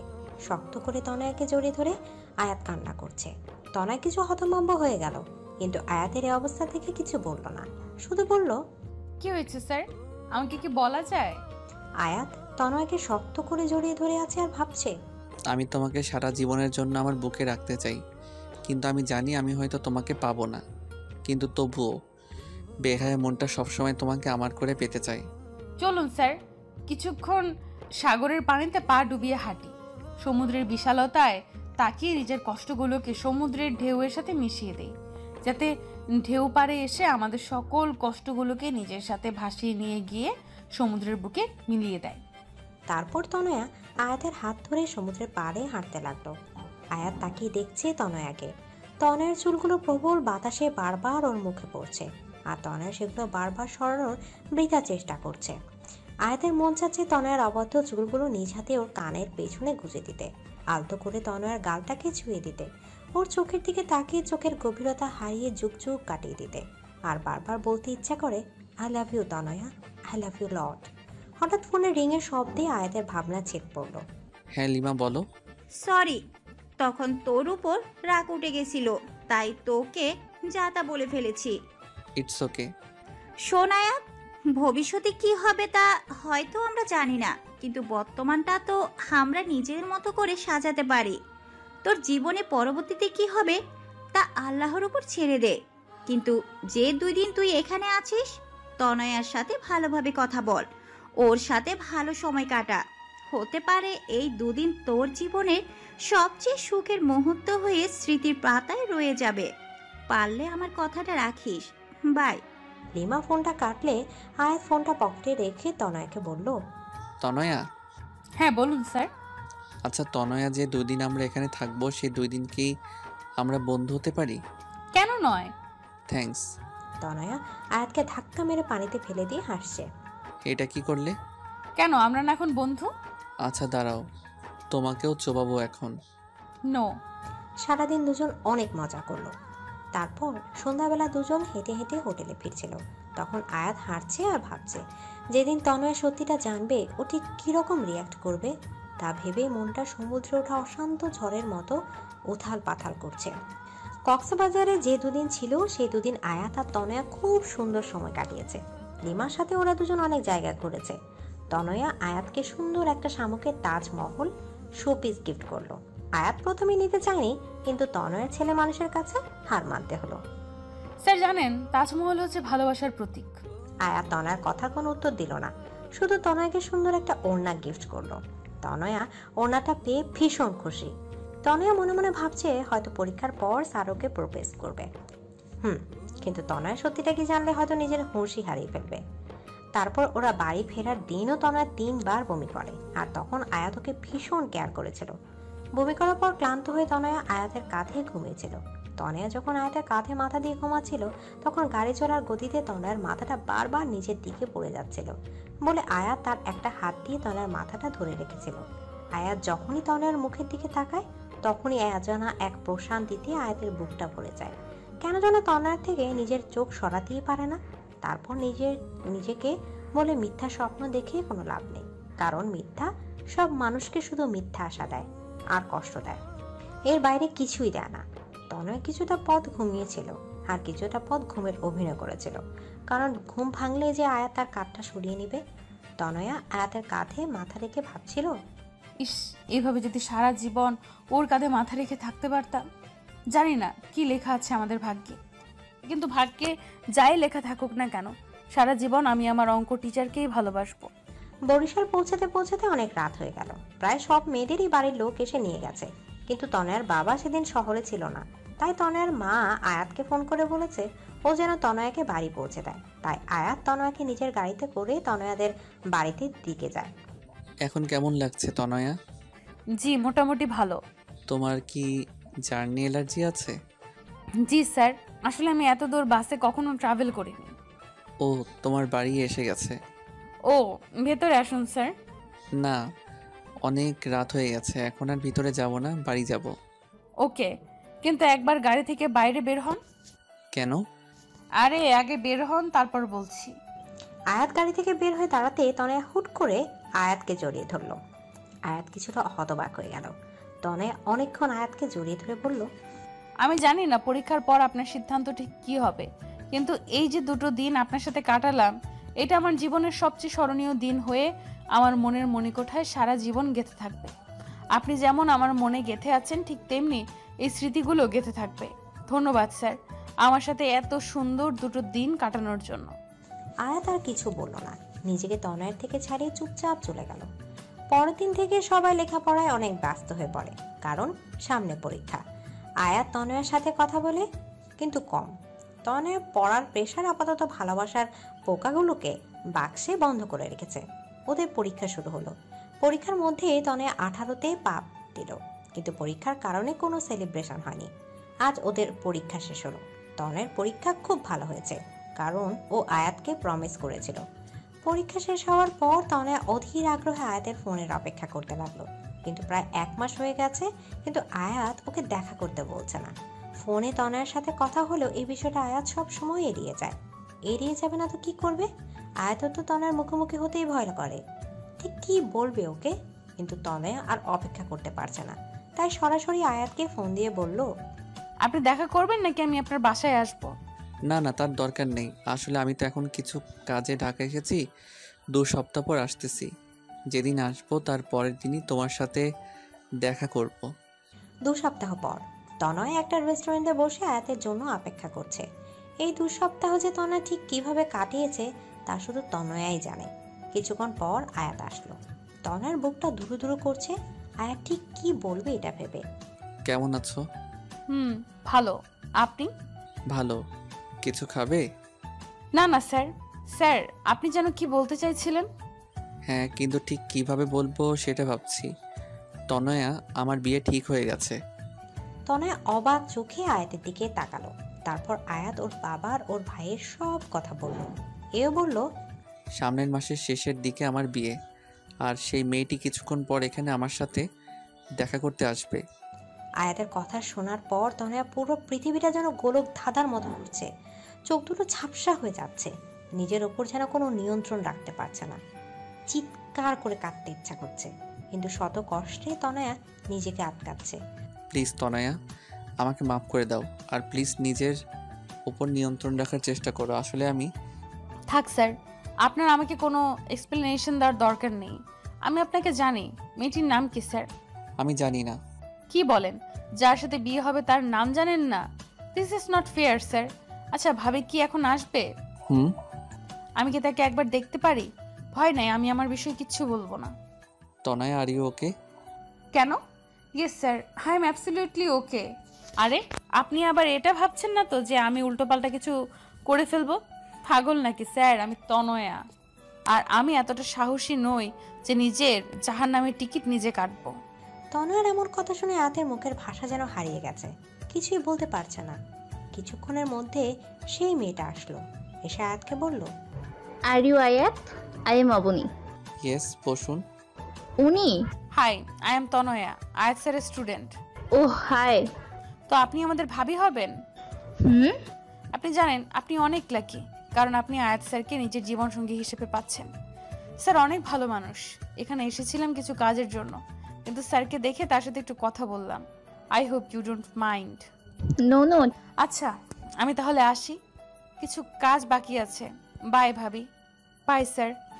তনয়া একটিবারের জন্য আয়াতের দিকে তাকালো না, শুধু সামনের দিকে তাকিয়ে হাঁটছে।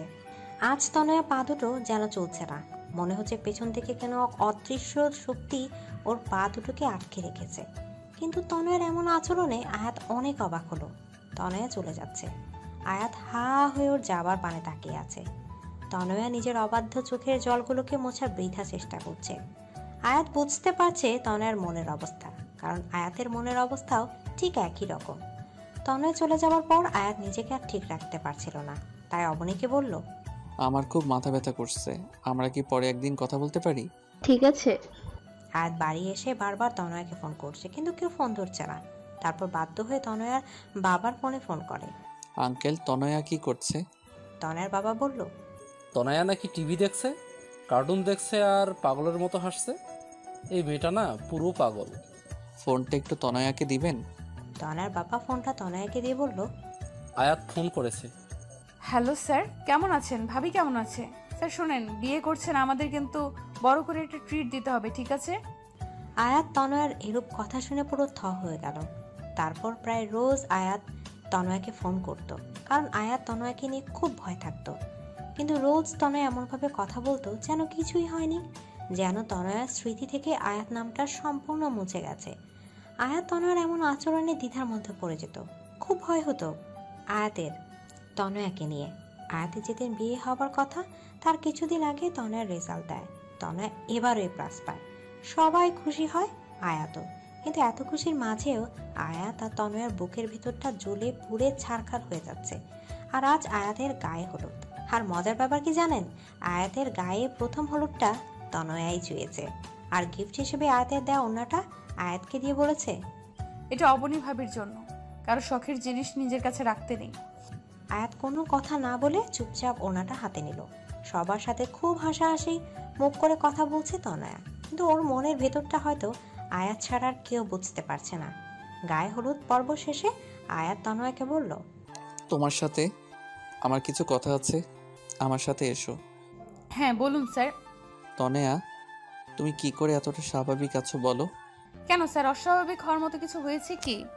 আয়াত এবার নিজের রাগ কন্ট্রোল করতে পারলো না, ঠাস করে তনয়ার গালে কষে একটা চড় মেরে বলল, এই মেয়ে, তুমি কি কিছু বোঝো না নাকি? নাকি তোমার বোধগম্য শক্তি সব শেষ হয়ে গেছে? আবার মারলেন? এবার কোন অধিকারে মারলেন? আর হ্যাঁ, you are too late sir. আর কথাটা বলার আগেই আয়াত তনয়াকে দেয়ালের সাথে চেপে ধরে বলল, অধিকার? কি অধিকার, তাই না? তোমার উপর যদি আমার অধিকার না থাকে তাহলে কারো নাই। হ্যাঁ, তো রাগ দেখানোর কোনো প্রয়োজন নাই। কিসের জোরে আপনি আমার উপর অধিকার খাটাচ্ছেন? এই বলে তনয়া চলে যেতে চাইলে আয়াত তনয়াকে আরো শক্ত করে দেয়ালের সাথে চেপে ধরে। আয়াত তনয়ার একদম কাছে চলে যায়, এতটা যে একে অপরের নিঃশ্বাসের অনুভূতি পাচ্ছিল। আয়াত তনয়ার কাছে গিয়ে বলল, আমার ভালোবাসার জোরে আমি তোমার উপর অধিকার খাটাচ্ছি। একদিন পর যে অন্য কাউকে নিজের স্ত্রী হিসেবে স্বীকার করবে, তার মুখে ভালোবাসা অধিকার নামক কথা শোভনীয় লাগে না। আয়াত তনয়ার হাতটা শক্ত করে ধরে বলে, চলো, আজ এখন সবার সামনে আমি তোমাকে বিয়ে করব। দেখি কে কি করে, আমি কারো পরোয়া করি না। প্লিজ স্যার, রাগের মাথায় কোনো কাজ করবেন না। রাগ মানুষের গোছানো কাজকেও নষ্ট করে দেয়। প্লিজ বোঝার চেষ্টা করুন। Just shut up. আয়াত তনয়াকে ওর বাবার কাছে নিয়ে যাবে, এর মধ্যে লিমা এসে বলল, আয়ান ভাই এসেছে তার বউ নিয়ে। কি আর বাবা? আয়াত, তনয়া, লিমা তাড়াতাড়ি আয়াতের বাবার কাছে যায়। গিয়ে দেখে আয়াতের বাবা আয়ান ভাইয়ের সাথে কথা বলছে। আজ আয়াতের জন্য তোকে মাফ করে দিলাম। দেখো আজ আয়াত আমাকে কত বড় খুশি দিচ্ছে। দেখো আয়াত আমাকে দেয়া কথা রেখেছে, তাই এই খুশি কারণে আমি তোমাকেও মাফ করে দিলাম। আয়াতের বাবা এই খুশি দেখে আয়াত আর কিছু বলতে পারলো না। তনয়া আয়াতকে সাইডে এনে বলে, দেখুন স্যার, আজ আপনার বাবা কত খুশি। আপনি কি চান তার এই খুশিটা নষ্ট হয়ে যাক?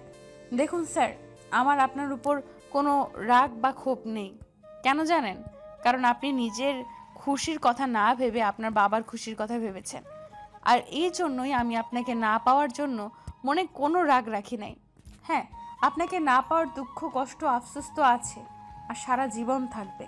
কিন্তু আমি এটা ভেবে নিজেকে সামলে নেব যে আপনার বাবা মা আর আপনি সুখে আছেন। স্যার, বাবা মায়ের মতো কেউ হয় না। স্যার, আপনি তাদের কথা মেনে নিন। বাবা মাকে কষ্ট দিয়ে কেউ জীবনেও সুখী হতে পারে না, খুশি হতে পারে না। আর বাবা মাকে সুখী করার জন্য যদি নিজে কষ্ট পায়, তাহলে আল্লাহ সে কষ্টের প্রতিদান একদিন না একদিন ঠিকই দিবে। চলি স্যার, ভালো থাকবেন। আমি আজকেও আসতাম না, কিন্তু আজ শেষবারের মতো আপনাকে একবার দেখার লোভ সামলাতে পারলাম না। ভালো থাকবেন। এটা বলেই তনয়া ওখান থেকে চলে গেল। আর আয়াত হা হয়ে ওর যাওয়ার পানে তাকিয়ে আছে। তনয়া একবারের জন্য পিছু তাকায়নি, হয়তো নিজের চোখের জলটা আয়াতকে দেখাতে চায়নি। তাই আজ আয়াতের বিয়ে, কিছুক্ষণের মধ্যেই বিয়ে হয়ে গেল। আয়াতের ঘোরের মতো লাগছে, একটা ঘোরের মধ্যে বিয়েটা হয়ে গেল। আয়াত মুখ থেকে যখন কবুল বলছিল, তখন ও কলিজাটা যেন ছিঁড়ে যাচ্ছিল। বিয়ে হবার কিছুক্ষণ পর আয়াত তনয়ের কাছে ফোন করলো। ফোনটা নেহা ধরলো। হ্যাঁ স্যার বলেন। তনয়া কোথায়? বেঁচে আছে, ভয় নেই আপনার, আমার পাশেই আছে। কিন্তু আমি আপনাকে ওর সাথে কথা বলতে দিব না। আপনি আপনার নতুন বউয়ের কাছে যান। এই বলে নেহা ফোনটা কেটে দিল। আয়াত আর কথা বাড়ালো না। রাত অনেক হলো, কিন্তু আয়াত নিজের রুমের দিকে যাবার নামও করছে না। ওর ভাবি ওকে জোর করে রুমের ভিতরে ঢুকিয়ে দিল। আয়াত রুমে ঢুকে কিছুক্ষণ নীরব থাকলো, তারপর ধীরে ধীরে বিছানার কাছে গিয়ে বলল, সরি অবনী, আমি আসলে তোমাকে বিয়ে করতে চাইনি। আমি অন্য একজনকে ভালোবাসি। তোমাকে স্ত্রী হিসেবে মেনে নেওয়া আমার পক্ষে সম্ভব না, পারলে আমাকে মাফ করে দিও। এই বলে আয়াত যাওয়া ধরলেই মেয়েটা আয়াতের হাতটা টান দিয়ে বিছানায় ফেলে দিয়ে আয়াতের পাঞ্জাবির কলার ধরে বলল, ওই আমাকে কি রবি সিমের মতো ফ্রি পাইছেন যে যখন খুশি চর মারবেন, যখন খুশি ভালোবেসে জড়িয়ে ধরবেন, যখন খুশি বলবেন বিয়ে করবেন না, আবার বিয়ে করে বলবেন স্ত্রী হিসেবে মেনে নেবেন না? কি সমস্যা কি আপনার? আয়াত কথাগুলো শুনে অবাক হয়ে মেয়েটির দিকে তাকিয়ে তার থেকে অ্যাকশনগুলো বেশি শক খেলো, কারণ মেয়েটি আর কেউ নয়, তনয়া। আয়াত যেন কিছুক্ষণের জন্য নিজের চোখে বিশ্বাস করতে পারছে না। মনে হচ্ছে স্বপ্ন আর বাস্তব দুনিয়ার মাঝে একটা আলাদা দুনিয়া তৈরি হয়ে গেছে, আর আয়াত সে দুনিয়া হারিয়ে গেছে। তনয়া জোরে আয়াতের হাতে একটা চিমটি কাটলো। আয়াত নিজের চেতনা ফিরে পেল, হকচকিয়ে বলল, তনয়া তুমি? কি স্যার, সারপ্রাইজটা কেমন লাগলো? অবনী কোথায়? ইস, অবনীর খুব চিন্তা হচ্ছে না? আমি অবনীকে মেরে ফেলেছি। আয়াত যেন কিছুই বুঝতে পারছে না। এর মধ্যে কি যেন দরজায় টোকা দিল। আয়াত দরজা খুলে দেখে অবনী দাঁড়িয়ে হাসছে। হাই দুলাভাই, হোয়াটসঅ্যাপ? এখনো বাসা শুরু করা হয়নি বুঝি? তো আমার জন্য অপেক্ষা করছিলেন বুঝি? আয়াত আবার একটা ধাক্কা খেল। এদিকে তনয়া আর অবনী মিলে হাসছে। এর মধ্যে বাড়ির সব লোক, যেমন আয়াতের বাবা মা, ভাইয়া ভাবি, লিমা, নেহা সেখানে উপস্থিত হলো। সবাই হাসছে। আয়াত যেন বোকা হয়ে গেছে।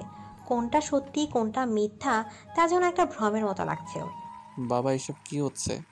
আমি জানতাম না যে আমার ছেলে তার বাবা মায়ের জন্য নিজের ভালোবাসা মানুষটাকেও ছাড়তে পারে। মানে? তোমার বিয়ে কখনোই অবনীর সাথে ঠিক হয়নি। তোমার বিয়ে অনেক আগে থেকেই তনয়ার সাথে ঠিক হয়ে আছে। অবনী তয়নার কাজিন। তয়না যখন আমাদের বাসায় পড়তে আসতো তখন থেকে আমি বুঝেছিলাম যে তুমি তয়নাকে ভালোবাসো, কিন্তু আমি দেখতে চেয়েছিলাম তুমি তোমার বাবাকে কতটা ভালোবাসো। তাই তোমার বিয়ে তনয়ের সাথেই ঠিক করেছিলাম, কিন্তু ছবি দেখালাম অবনীর সাথে, মানে তয়নার কাজিনের। কিন্তু আমি শেষ পর্যন্ত দেখতে চাইছিলাম যে তুমি তনয়ের ভালোবাসায় মোহিত হয়ে নিজের বাবা মাকে ছেড়ে যাও কিনা, কিন্তু তুমি তা করোনি। তুমি তোমার বাবা মায়ের চাওয়াটাকে প্রাধান্য দিয়েছো। তোমাকে নিয়ে আজ আমার সত্যি গর্ব হচ্ছে। তার মানে তনয়া সব জানতো? না, তনয়া জানে মাত্র 3 মাস ধরে, কারণ তনয়ার জন্মদিনে তনয়াকে আমি উপহার স্বরূপ তার অঙ্ক টিচারকে গিফট করেছি, কারণ তনয়াই আমাকে ভালোবাসার আসল মানে শিখিয়েছে। তোমার ভাইয়া আর ভাবিকেও সে ফিরিয়ে এনেছে। সরি স্যার, আমার জন্মদিনের দিন যখন বাবা সব খুলে বলল তখন আমি খুশিতে ঠিক কী করব ভেবে পাচ্ছিলাম না। আপনার সামনে দুঃখী হবার অ্যাক্টিং করতে আমার ভীষণ খারাপ লেগেছে, কিন্তু আমি আপনার বাবাকে ওয়াদা করেছিলাম আপনাকে কিছু বলবো না, তাই। আয়াত রাগে দুঃখে কোনো কথা বলতে পারছে না। রাগের চোটে ওখান থেকে সোজা ছাদে চলে গেল। বাবা, উনি তো রাগ করলেন, এখন আমি কি করব? আমাদের মতো বুড়ো বুড়িদের এর মধ্যে নাটানাই ভালো। আয়না মা, চলো, অনেক রাত হয়েছে। তনয়া বোকার মতো সবার যাওয়ার পানে তাকিয়ে রইল। তনয়া ধিমি পায়ে ছাদে উঠে দেখে ছাদের এক কোনায় আয়াত দাঁড়িয়ে আছে। তনয়া কি করবে ঠিক ভেবে পাচ্ছে না, তাই আস্তে গিয়ে আয়াতকে পেছন থেকে জড়িয়ে ধরল। তারপর আয়াতকে নিজের থেকে ফিরিয়ে বলল, সরি স্যার। আয়াত কোনো কথা না বলে তনয়াকে শক্ত করে জড়িয়ে ধরে হু হু করে কেঁদে দিল। আয়াতের কান্না দেখে তনয়া কেঁদে ফেলে, তারপর বলে, বললাম তো সরি। সরি বললেই সব ঠিক হয়ে গেল বুঝি? জানো এই কয় মাস কীরকম মানসিক চাপের মধ্যে দিয়ে গেছি। ইস, মাত্র কয়টা মাস, আর আমাকে যে 4.5 বছর ধরে রেখেছেন তার বেলায়। ইটস রিভেঞ্জ, এখন শোধবোধ। তাহলেও তো তুমি কম, কারণ আমি তোমাকে কবে থেকে ভালোবাসি জানো? জানি, লিমা আপু বলেছে। স্যার, যা হয়েছে সব ভুলে যান না প্লিজ। চলুন না নতুন করে শুরু করি। কি করে শুরু করি বলো তো? কেন, আবার কি হয়েছে? তুমি তো এখনো সেই সারে আটকে রয়েছো। আমি এখন তোমার বর, বুঝলা? আয়াত তনয়াকে শক্ত করে জড়িয়ে ধরে কপালে একটা ভালোবাসার পরশ এঁকে দেয়। That's not fair sir. Why? চর মারলেন গালে আর ভালোবাসা কপালে? শুধু গালে কেন, সব জায়গায় ভালোবাসা দিয়ে দেই। এই একদম না। তা বললে তো হবে না ম্যাডাম। 5 বছর ধরে ওয়েট করছি, আর পারবো না। অতঃপর তনয়া এখন অঙ্কের উপর অনার্স করছে। আর মজার বিষয় কি জানেন, আয়াত সেই কলেজেই প্রফেসরগিরি শুরু করেছে। তনয়াকে দুবেলা অঙ্ক, সাথে সাথে ভালোবাসার পাঠটাও শেখায়। মন থেকে যদি কাউকে সত্যিকারে ভালোবেসে চান, তাহলে আল্লাহ নিশ্চয়ই আপনার সাথে তার মিলন করে দিবে।